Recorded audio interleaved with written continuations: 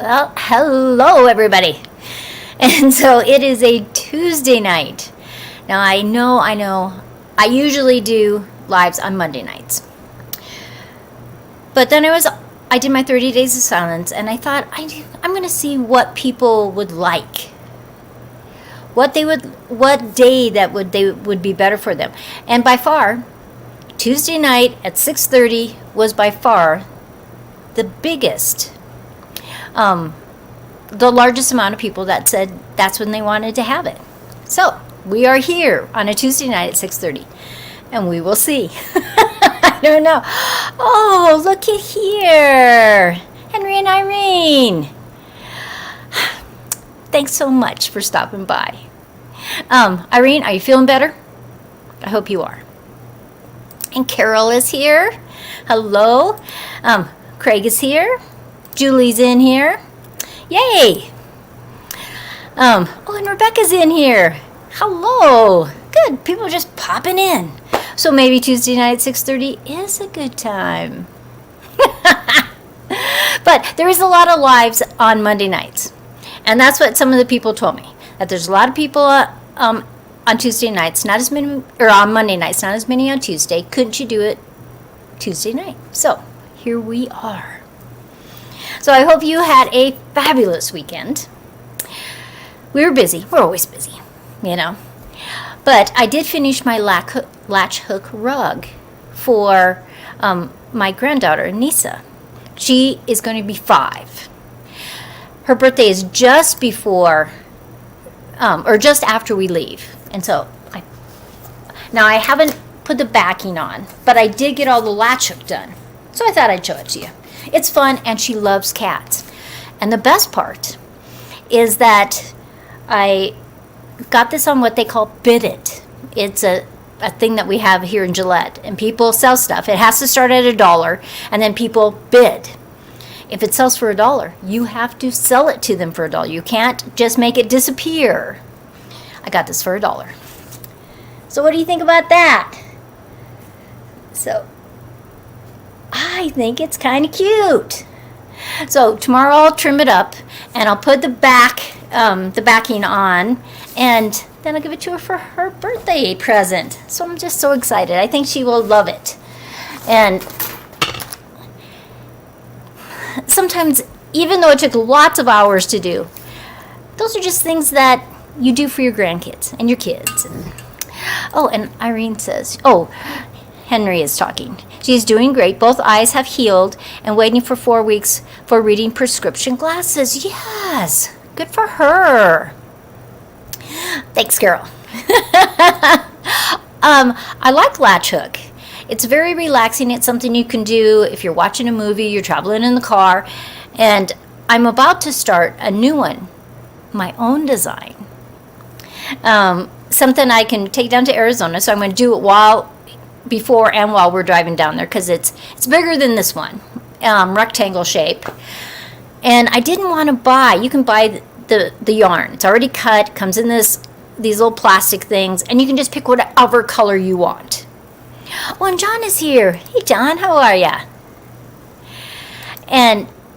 But you can cut your own. And so I went to Hobby Lobby. Now I have a lot of yarn, but there's the rug that I want to make. I want to have it very full, very plush, pastel colors to go down to Arizona next to my bed. Because we are going to put flooring in, so it'll no longer be carpet in our bedroom. So I decided I should do that. So I went to Hobby Lobby. So if any of you guys you knit, you crochet, you latch hook, you do stuff with yarn, go to Hobby Lobby, because they have a whole bunch on sale. So this is the kind of yarn I'm using for my rug. So it's much thicker than regular latch hook yarn. Latch hook yarn is more like this. So see how the difference is between that and this. But you can really use whatever one you want to. It's your latch hook. If you buy a kit, it's going to come with everything. But the rug I'm going to do for next to my bed down in Arizona, I'm making up the design. And so these usually sell for $7.49, $2.49. So I think I got enough for my rug. If I have to buy one down there, or a couple, because it's different colors, that will just be the way it is. Hey, how are you? See, all kinds of people. John, Carol, Stella, Henry, Julie, all kinds of people are popping in. Craig's popped in. Yay! But if you do, and maybe you don't want yarn like this is the regular yarn that you use for latch hook. It's called I Love This Yarn. And I do. I love this yarn. But look at this. 57 cents. So if you do stuff like that, why not get the best deal? Like, I like Baby B too. $1.12. $1.74. I'm making some hats for my friend Steph. They give them to the homeless down in Denver. And this is another yarn I'm going to add into my rug. Is that fun or what? $1.24. That was regular $4.99.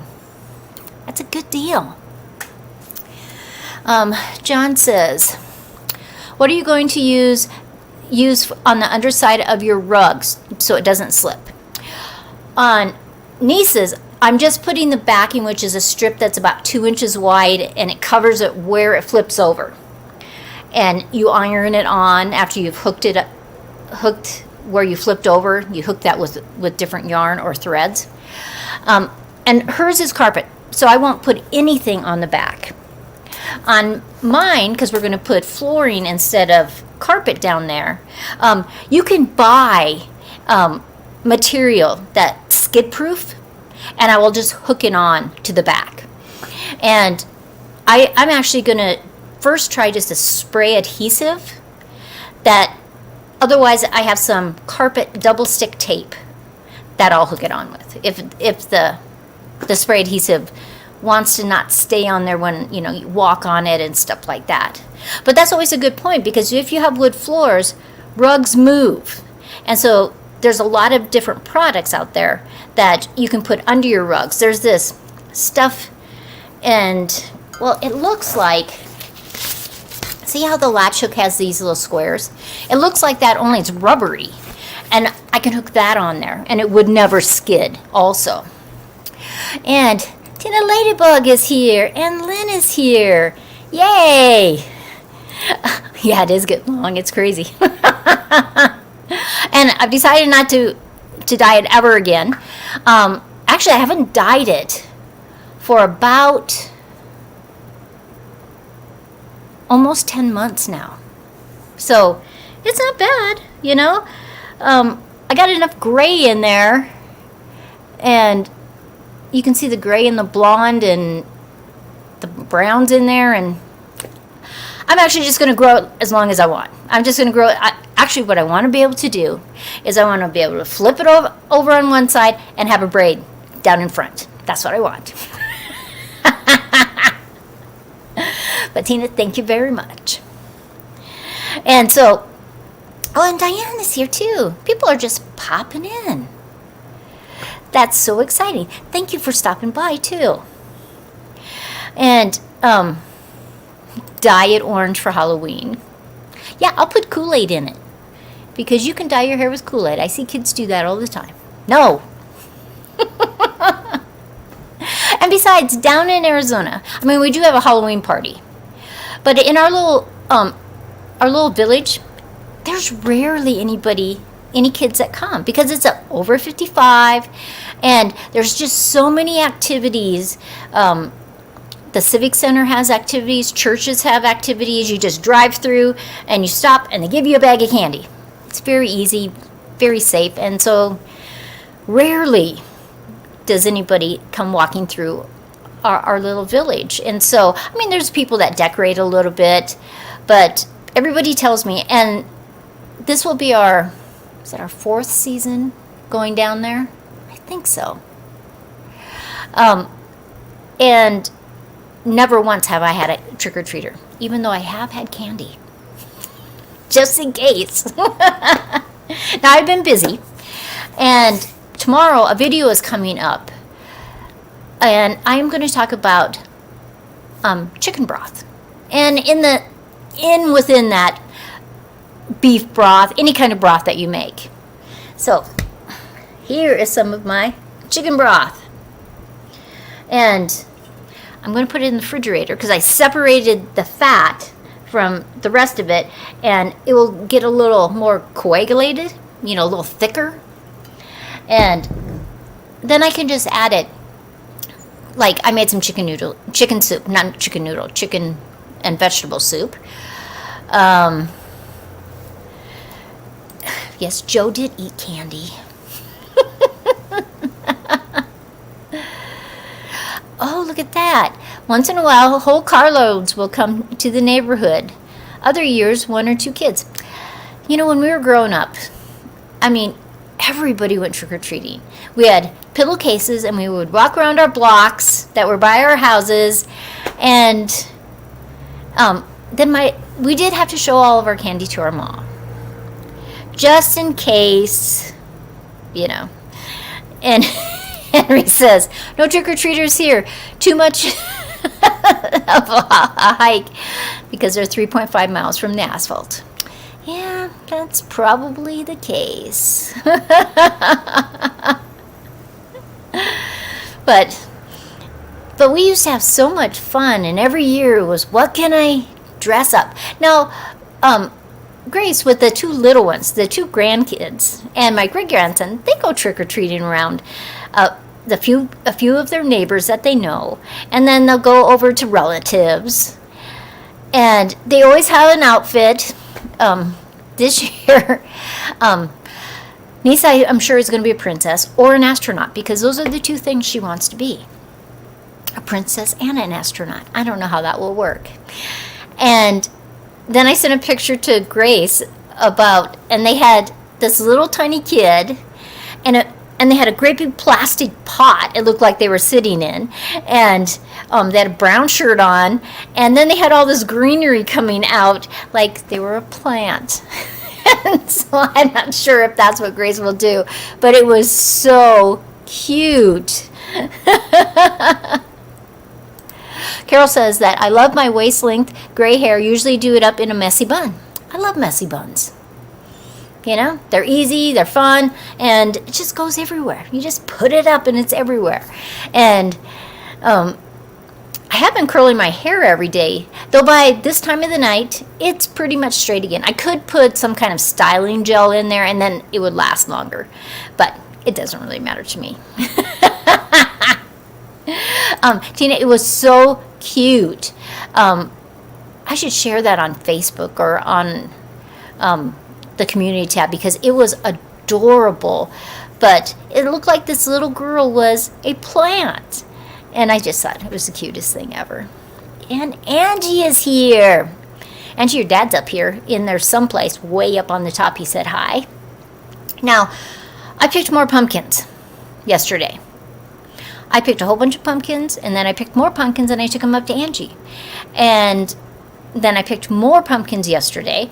I made 5-gallon bags of puree. And then today, I actually turned my dehydrator off just because it's loud, and I'm pretty close to it. But I did 4 pumpkins, not very big ones, more like this size, pie pumpkins. And I did those in the dehydrator, and I filmed part of it. So Thursday or Friday, there'll be a video on dehydrating that. And I've been dehydrating tomatoes and onions and all kinds of stuff. Julie says, we are still waiting for my first pumpkin. It never got hot here. Man, that can make a difference, because, my pumpkin plants were growing, but we were really rainy, very cloudy over and over again. And then all of a sudden it got warm, and then they just like exploded. But I still have lots of them over there that are green. In fact, when I was picking, I found one that I hadn't seen. There was just leaves all over it. I don't know what it is. I'm going to have to look on my sheet, because I did get seeds that just had numbers on them. But then I planted some other ones. But this one, it's probably about this big around, and it's really round, and then it comes out like if I stood it on an end, it would look like a mushroom. But it's really big. I don't know what it is. But that great big field pumpkin, first I wasn't sure what that was, but I sent a picture to my friend that sent me all those seeds that have numbers on them. And he says, oh yeah, it's a field pumpkin. So it's like a Dickinson. Some catalogs will call them Dickinson pumpkins now because they use that for pie pumpkin, but it's actually a squash. So, it's crazy. Julie's starting her cool crops, going to pot up broccoli and kale tomorrow. I will be starting new crops in a month. Less than a month, actually. Because today, it's less than a month. We leave on the 20th of October. And so, we will be, we'll get down there probably by the 23rd. I suppose it could be we'll be down there by the 23rd. We could be down there the 22nd. Just depends. We are going to stop in the mountains above Denver to see one of our sons and his wife. And we'll spend the night there. Then hopefully it works all out, and maybe Sunday morning we can have breakfast with Steph. She's one of my members and subscribers, a friend. We've met up before when we were in the Denver area, so that will be nice. And so then it just depends on how long we could easily, we'll leave Sunday morning. More than likely we'll be there Monday night. John's asking, what will I do with the puree? I'll make some pumpkin pie. It's always a favorite at our house. And I think I'll make some pumpkin bread to take with us. And I can make some pumpkin bread to take over to Rapid City and give it to the girls before we leave. I haven't made a pumpkin roll. I do have some recipes for that. And I could make pumpkin soup. I love pumpkin. So that is true. I could do that. Are you going to let the grandbabies paint or carve the pumpkins? Well, I already told Grace. I said, would you like some pumpkins? And she said, of course. And I said, they are pie pumpkins. Could you just have the girls use markers on them instead of carving them? And so she said they had already bought some pumpkins to carve. And so those ones she would just set around and then they'd use them. So I am bringing her pumpkins. Yay! Oh, Xander and Sarah. Sarah is sitting nearby. Hello, hello, hello. Usually it's Xander and I don't get to say hi to Sarah. So that is just so fun. Pumpkin bread is so delicious. It's one of my very, very favorites. Though I love banana bread. And I love zucchini bread. I have a great big huge zucchini on the counter that I need to do something with. Julie says, roll cakes are easier than frosted. I just haven't ever done it. I have lots of recipes. I know how to make them. I just haven't. And I should, because it would be very tasty with a pumpkin roll. Yeah, and I could put a cream cheese frosting or a butter frosting in there. Oh, yeah, that would be good. I think I might have to do that. Lynn says that her giant pumpkin didn't make it. It and many of my plants fried with the intense summer heat. You had so much high temperatures. It was craziness. It's a wonder anything survived down there. And Jeannie is here. Hello. Sandra says it's because she's usually busting her butt at work. That's right. Well, I did a video on doing the pumpkin pie, and I was scooping it out, and I did say if you would like some of the seeds, let me know in the comments. So if you guys want some of those seeds, because I was using my warty pumpkin, and so I figured I would look tomorrow on who says that they want some seeds, and I could start mailing those out, because I have a lot of them. They're drying back in the spare bedroom, because you don't want to mail them when they haven't dried. But there's a lot of them, and by far it makes the best pumpkin pie I have ever had. And I sometimes am concerned about cross-pollination of them. But I have used those seeds over and over and over again, and they still make exactly the same pumpkin. So I'm happy about that. Angie says she is dehydrating pineapple, going to make pineapple powder, and tomorrow dehydrating pumpkin seeds and the string. Awesome! You can, the Native Americans used to, the ones that grew pumpkins, they would take that, you know, the stringy part by all the seeds, they would dry that, and then they would make it into powder, you know, they grind it with stones, and then they would add it to their drinks.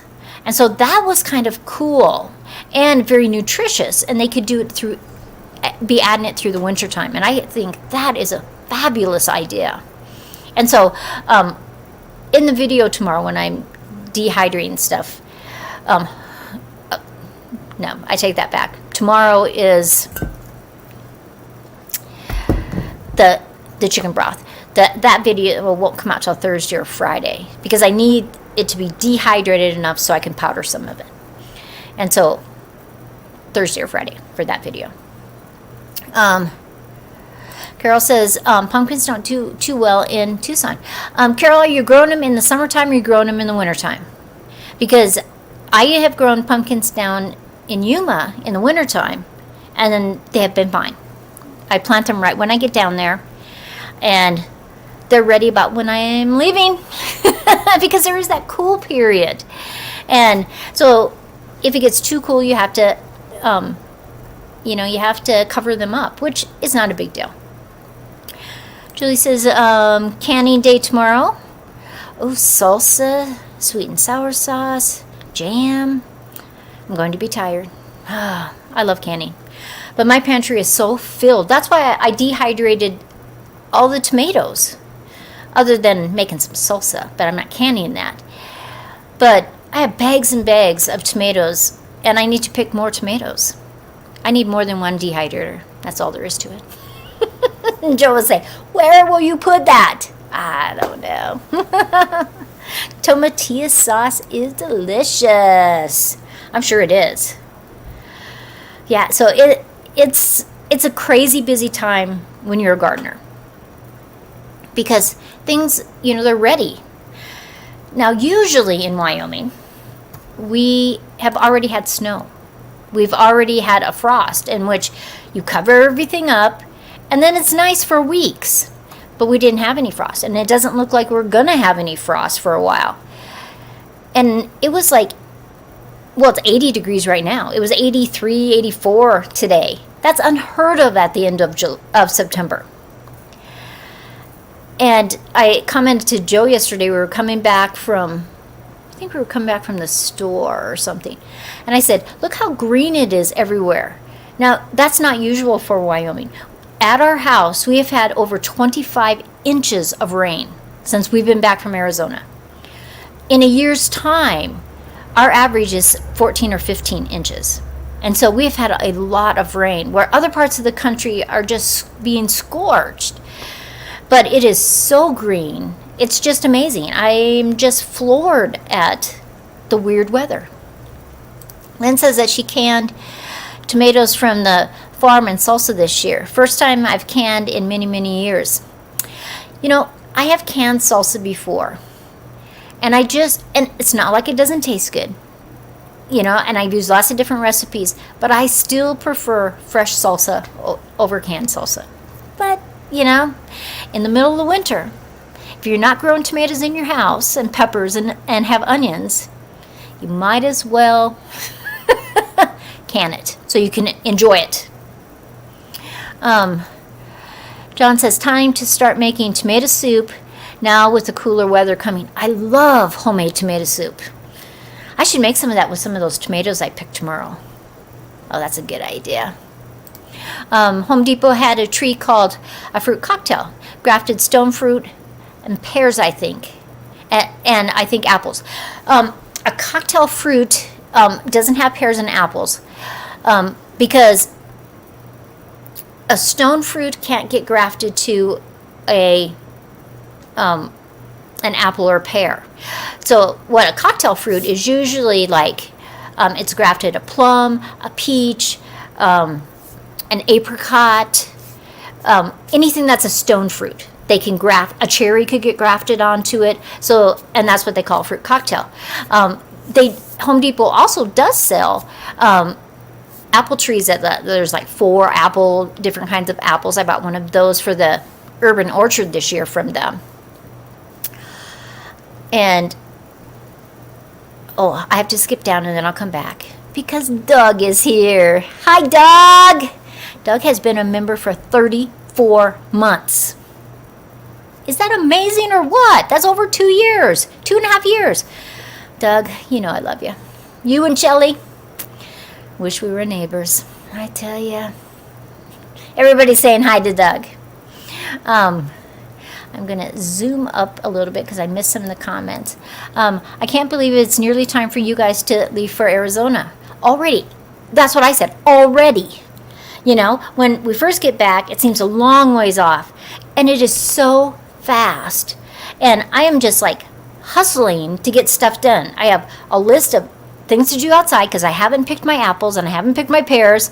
And I have to chop down the fall raspberries. The other raspberries I don't. I wanted to cut the choke cherries, trim those all up, but that might not happen until next spring. It's crazy. LA averages just under 15 inches a year. This year, 31 inches. Wow, that is a lot. There's a pear tree at the house just inside the entry to the neighborhood. When I see them on the ground, I pick them up and bring them home. You should, because a pear does not ripen on the tree. You need to, when you can twist it really easy and it pops off, you need to take it, just set it in a box, set it on your counter, and just keep checking them every couple days.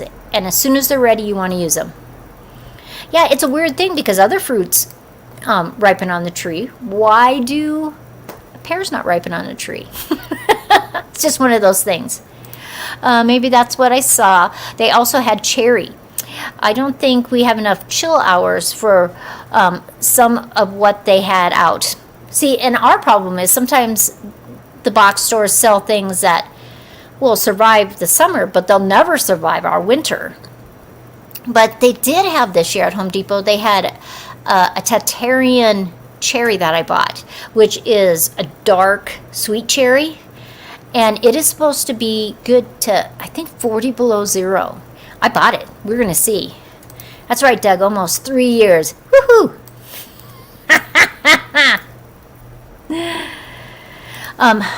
Cinder says, we have 2 feet of snow in the winter. This past winter 10 feet in our area.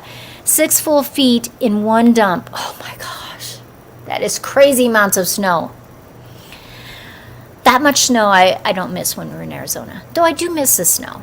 You know, that's kind of crazy.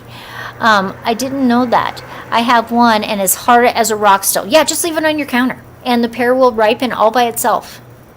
As soon as they start, the wind blows them down, or you can just twist it, just set them on your counter. Will your lemon tree have lemons when you get back to Arizona? They will have lemons. A few of them might be ready, but the rest of them will be ready more when it gets more December time. And so I always just check them every so often. You know, I'll cut one open, and if it looks good, it's good. Now, a funny thing about a lot of citrus, oranges do not have to be orange to be ripe. In fact, some oranges, some varieties, will be ready when they're orange. When they get past it, they'll be green when they're ready. They'll turn orange when they get a little bit past, and the older they get, they'll turn green again. And sometimes the temperature will change them. There are limes that are yellow. There are limes that are green. The lemons are sometimes a little bit harder to tell, but sometimes they can have green on them, and they still are completely ready. So that's why you just keep checking them. This is true. Lynn, you can put your pears in a bag because the ethylene gas that gets trapped in there, and especially if you have pears in a bag or a box that's closed and you put an apple in there, because an apple gives off more ethylene gas than most fruits, and ethylene gas makes it ripen. And so you can put them in a bag and it's much faster.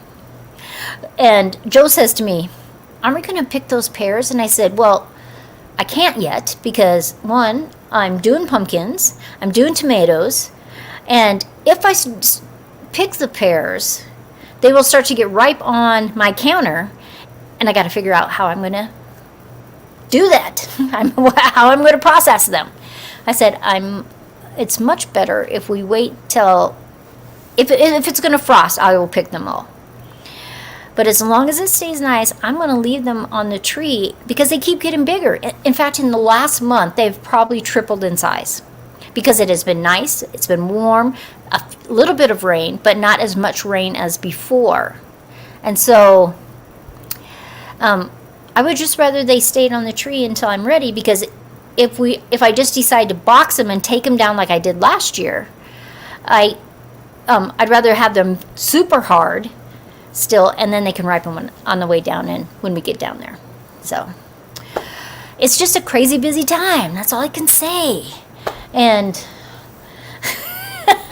Joe's gone to jiu-jitsu, and he is officially going to get his 2nd degree black belt actually when we're gone. So he might fly up because there's supposed to be a big ceremony in Billings, Montana.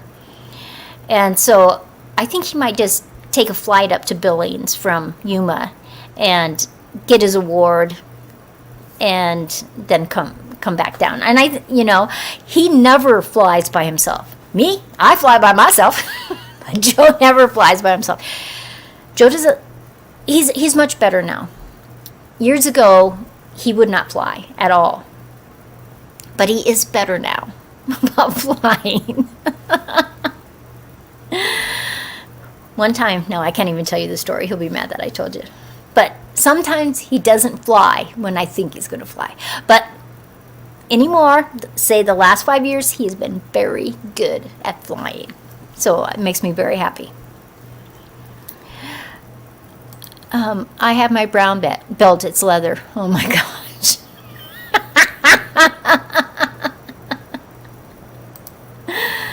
I will tell him congratulations. It's, I think he should have had it more than a year ago, but his sensei had moved to Montana, and so it was hard to do all the connections, but he's officially getting it this winter.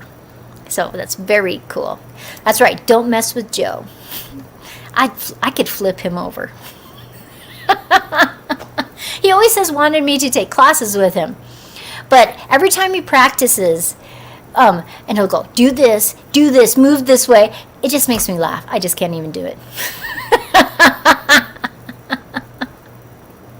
He does. He deserves some pumpkin pie. And I know. I'd like to fly to Memphis. You could pick me up at the airport. I wonder how much it costs to fly from Yuma to Memphis, or from Phoenix to Memphis. I bet you it's not too bad. I'm going to look that up this winter. You might have some visitors. I never even thought about that. From Gillette to Memphis is kind of spendy. I did look at that one time. But Phoenix is a big airport, and Memphis is a big airport. Tell Shelly I'm going to work on that, because that would be great fun. Great fun, I tell you. Now, look at here. It's already past a half hour. We're at 34 minutes. I gotta go. Joe will be home in an hour, and I gotta fix him some supper. He doesn't like to eat before he goes to class. And I can understand that. You're doing a lot of stuff. What? The worst airport ever. Is that true? Are we... Just don't go to Atlanta. Okay, so Atlanta's the worst airport ever. I take that back. I have been in Atlanta airport. It's big. I've been actually in all the states except for some of those down by Florida, Mississippi, those. But I have been to New Orleans. Actually, I have been to Mississippi. That's a long time ago. But just barely into Mississippi. But I'll see how much it costs, Doug. You know? Joe and I have said that we need to do a little more fun stuff instead of work stuff all the time. Actually, he says, we need to do some more fun stuff instead of you working all the time. That's what he says. Joe's has embraced, and very much embraced, being retired. Not that he doesn't work, because he's been working on the vehicles this summer a lot. I mean, he's done brakes, and he's done all these different things, spark plugs, just tons of different things. So, oh, Doug says that Philadelphia airport is not very nice either. I didn't fly into Philadelphia, but I have flown into Pittsburgh. Yeah, it just depends. I have been to Missouri many times. Yes. I have a brother-in-law that lives in Springfield, Missouri. I have friends that live in St. Louis, Missouri. And so I have been down there several times. So that's right. Lisa's just not sitting around. That's right. Yeah, you sit around too much, you die. That's what my feelings are.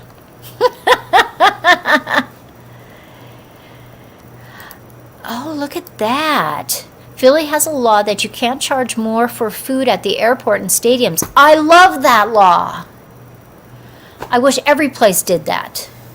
I mean, gouge people over and over again. Yeah, I hate that. You can come to Ohio and enjoy watching the OSU game. Wow. John, thank you for the invitation.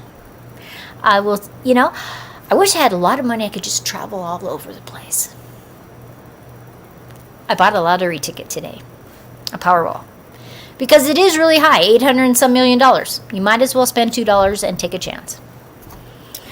So, but I got to let you go. It's 37 minutes in.